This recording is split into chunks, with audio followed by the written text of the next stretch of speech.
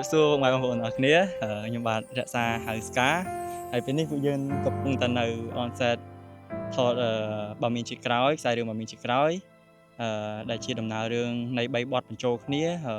ខុសសម័យកាលគ្នាមានន័យថាឥឡូវហ្នឹងគឺយើងនៅក្នុងសម័យកាលលងវែកដែលក្នុងបទខ្ទមស្នេហ៍នាងខ្ញុំគឺជាតួអង្គទាសីនៅដែលសម្ដែងនៅក្នុងបទខ្ទមស្នេហ៍ហើយនាងខ្ញុំក៏ជាតួអង្គដែលសំខាន់ដែរតែនាងខ្ញុំសូមលាក់សិនដែលជាតួអង្គដែលនាំសាច់រឿងដើម្បីឲ្យទៅដល់ជាតិក្រោយៗមកទៀត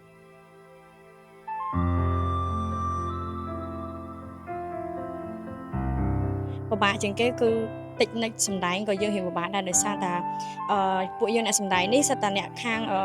របាំបុរាណសិតតែអ្នករាំហើយដល់ពេលមកសម្ដែងយើងរៀងបបពិសោធន៍រៀងថ្មីបន្តិចអញ្ចឹងវារៀងមានផលវិបាកខ្លះដែរប៉ុន្តែពួកយើងនៅតែធ្វើបានអញ្ចឹងជំរាបសួរអ្នកទាំងអស់គ្នាខ្ញុំឈ្មោះយ៉ងសុភត្រានៅក្នុងរឿងនេះគឺខ្ញុំមានឈ្មោះវិចាន់ហើយនៅក្នុងបទនេះខ្ញុំនឹងមានឈុតច្រើនទៀតដែលមានតំណែងស្នេហាជាមួយនឹងថាវរៈខ្ញុ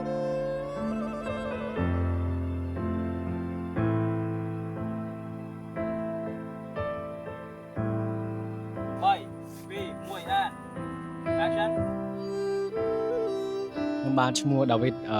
ហើយនៅក្នុងរឿងនេះដែរខ្ញុំបានឈ្មោះហ៊ុនហើយនៅក្នុងរឿងនេះគឺមិនមានតា character មួយនឹងទេគឺមានពីរកាយ slot គឺយើងត្រូវបត់បែនតាមជាតិហើយក៏មានឆ្លងជាតិច្រើនដែរមាន3ជាតិ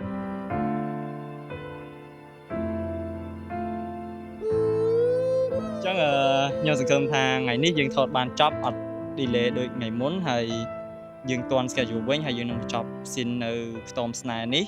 ហើយយើងនឹងបន្តថតបទបន្តទៀតគឺនៅបាត់ដំបង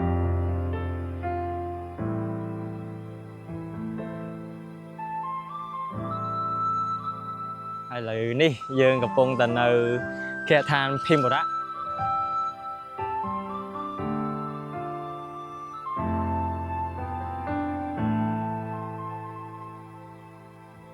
ហើយដែលយើងមាន6 scene យើងថតតាំងពីម៉ោង 9 ព្រឹកឥឡូវនេះម៉ោងប៉ុន្មានហើយម៉ោង 2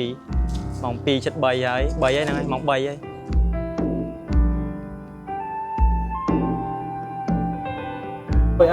action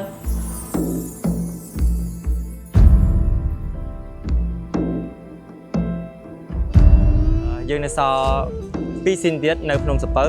ញ្ចឹងឥឡូវយើងកំពុងតែរើឲ្យបានចេញពីនេះហើយយើងទៅថតបន្តនៅភ្នំសពៅaction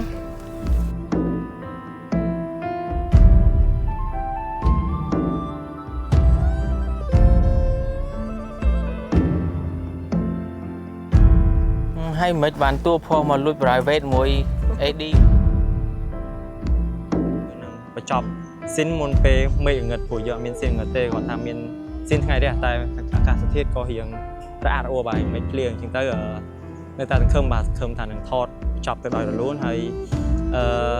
លទ្ធផលទៅទីយ៉ាងណាយើងទៅនឹងចាំមើលទាំងអស់គ្នាអរគុណ